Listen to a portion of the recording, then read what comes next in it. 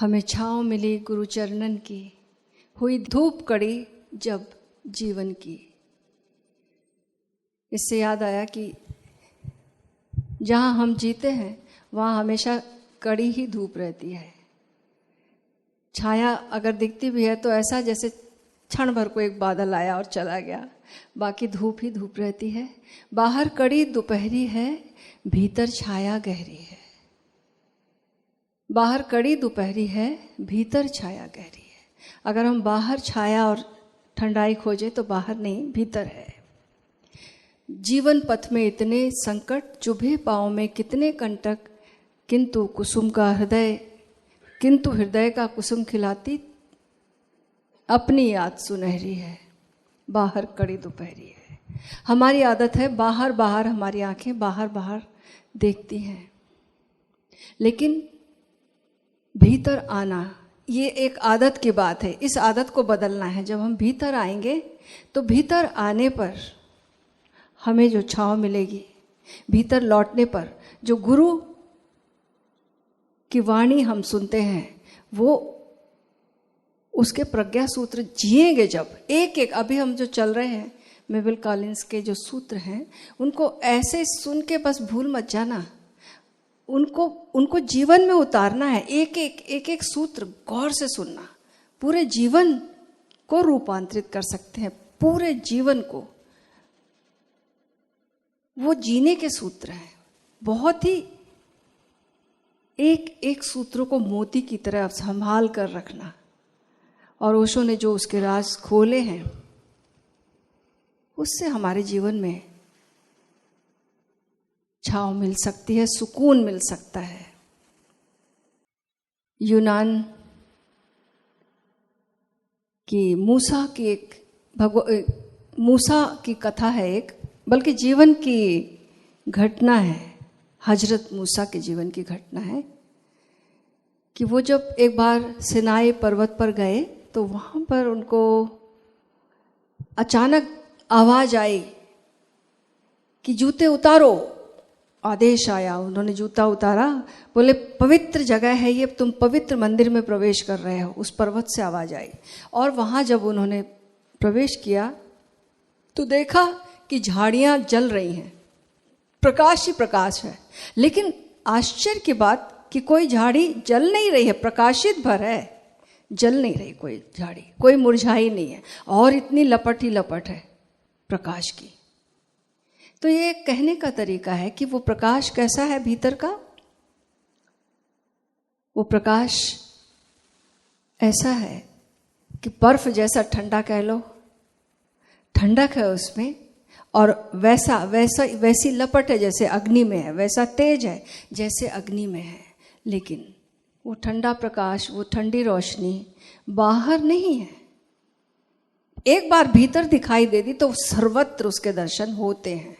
निश्चित रूप से पहले उसके दर्शन हम भीतर करते हैं। तो कबीर साहब कहते हैं कि भीतर आने की आदत ही नहीं है हमारी। अगर यह आदत बन जाए तो बात बदल जाए। फिर तब क्या होगा कि लखत लखत लखी परे, घर घर दीपक भरे, लखे नहीं अंध है। घरों घरों में घट घट दीपक भरे, हर घट में, हर प्राणी में, सबके भीतर वो दीपक जल रहा है, वो जोत जल रही है। घट घट दीपक जले, लखे नहीं अंध है। ये अंधापन क्या है? अंधापन हमारा ये बाहर देखने की जो आदत है, वही अंधापन है। जैसे कोई चीज हम बाहर देखें, देखते रहें, प्रकाश को देखते रहे, तो भीतर आएंगे तो क्या होगा? भीतर आएंगे तो कुछ दिखाई नहीं देगा, रोशनी ही नहीं रहेगी। ऐसे ही देखो, अगर हम बहुत तेज लाइट्स में रहने के आदी हो जाते हैं, तो जब हम भीतर कहीं और जगह चले जाएं जहाँ कम रोशनी, तो हमें कुछ समझ में नहीं आता, दिखाई ही नहीं देता, क्योंकि हमारी आंखें इतनी तेज रोशनी बाहर देखने की आदत हो गई है। तो लखत लखत लखी परे, अब क्या करना? देखते देखते देखते वो रोशनी दिखाई पड़ जाती है, लेकिन भीतर ठहरने की जो आदत बदलनी पड़ेगी।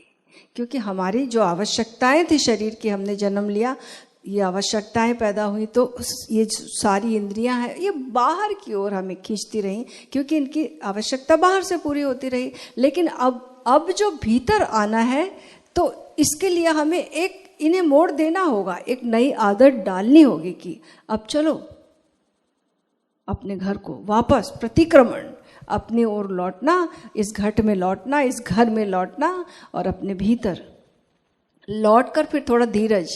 वहाँ कोई ऐसा नहीं कि तुरंत, कह रहे कबीर साहब, लखत लखत लखी परे, देखते देखते दिखाई देगा ये शांत रोशनी। और इसको रोशनी फिर कहते कि कटे जम फंद है, इसको देखने से और इसके साथ जब एकात्म हो जाता, तादात्म्य में हो जाता है, तब कटे जम फंद है, तब मृत्यु का भय खत्म हो जाता है। वरना हमारे पास सारी दुनिया की दौलत आ जाए, सब कुछ आ जाए, लेकिन ये जो भीतर जो कप रहा है, डर रहा है, हर एक व्यक्ति कप रहा है भीतर मृत्यु से, वो खत्म नहीं हो सकता। आप दुनिया के शहंशाह बन जाओ, सब कुछ आ जाए, अरबपति खरबपति सब बन जाओ, लेकिन कुछ होने वाला नहीं है। कितना ज्ञान इकट्ठा कर लो, उससे भी कुछ नहीं होने वाला, जब तक कि ये भीतर आत्मज्ञान ना घटित हो जाए, अपने स्वरूप की पहचान ना हो जाए। कैसे होगी? लखत लखत लखी परे, लखे नहीं अंध है। और एक बार जब दिख जाता है, दिखने से बात नहीं बनती। अब जैसे किसी को देखा, बात नहीं बनती, अब उससे लगाव और उसके साथ घुलना मिलना, उस एकात्म होना। भीतर जो अपना हमने स्वरूप देखा, ये जो रोशनी देखी, अभी देखने वाला और दृश्य अलग है। ये जब दृश्य और देखने वाले की दूरी कम होती जाती, कम होती जाती, कम होती जाती, एक बार पता चलता कि बस दृश्य भी नहीं बचा, दृष्टा भी नहीं बचा, केवल दर्शन मात्र हो रहा है। ये रोशनी, ये प्रकाश, बस यही सत्य है। और तब पता चलता कि मृत्यु तो हो ही नहीं सकती, क्योंकि यही मैं हूं और ये तो शाश्वत है, अविनाशी है। इसको मृत्यु कभी नहीं आई है, ये मृत्यु जानता ही नहीं है। ये सदा से था, सदा से है, सदा रहेगा। ये सनातन है, शाश्वत है, अविनाशी स्वरूप हमारा है। लेकिन इसके लिए हमारे भीतर जो हमारे नूर का स्वरूप है, उस नूर के स्वरूप को, उस रोशनी को अपनाना होगा, उससे प्रेम लगाना होगा। पहले पहचान और उसके बाद प्रेम। लेकिन देखते देखते देखते देखते देखते सुकून आएगा ना, सुकून आएगा, भीतर शांति घटित होगी, विचारों के जंजाल खत्म होंगे, अचानक ठहरना हो जाएगा। जब आप इसे देखोगे तो एक ऊर्जा, एक उमंग और एक ठहराव, एक शांति और एक तृप्ति, पता नहीं सब कुछ जो जिससे कि हमें भराव लगता है और एक तृप्ति मिलती, डीप कंटेंटमेंट, वो हो जाएगा।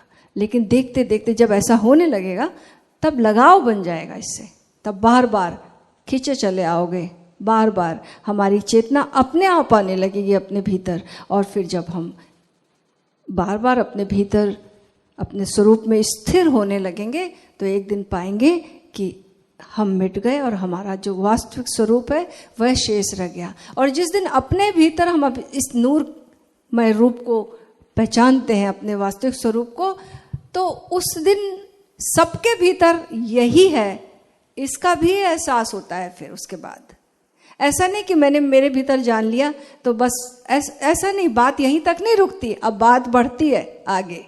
अब ये सर्वत्र, सबके भीतर, हर एक के भीतर। कल नहीं सुना था, कौन भले को मंदे, सब में सच्चा एको सोई, तिसका किया सबकी छोए, अव्वल अल्लाह नूर उपाया, कुदरत के सब बंदे। एक नूर से सब जग उपजा, उसी से सभी, उसी से सब। शिव कहते हैं कि प्राण समाचार इसको कहते हैं। जब अपने भीतर उस ऊर्जा को जान लिया, प्रकाश में ऊर्जा को जान लिया, तो पाया कि सबके भीतर, जैसे एक दिए में जो रोशनी है, वो सबके भीतर वो बल्ब जल रहा है। विद्युत तो एक ही है, हो सकता कोई बल्ब लाल दिख रहा, कोई हरा दिख रहा, कोई पीला दिख रहा, कोई नीला दिख रहा, अलग अलग कलर दिख रहे हैं, लेकिन वो रोशनी तो एक ही है सबके भीतर। कांच बदल सकते हैं, लेकिन वो जो विद्युत है, वो जो रोशनी है, वो एक ही है। इसका भी पता चलता है साथ साथ में। ब्रह्म ज्ञान सर्वत्र एक ही का, एक ही रूप है, बस एक ही सत्य है और अद्वैत की घटना घटती है।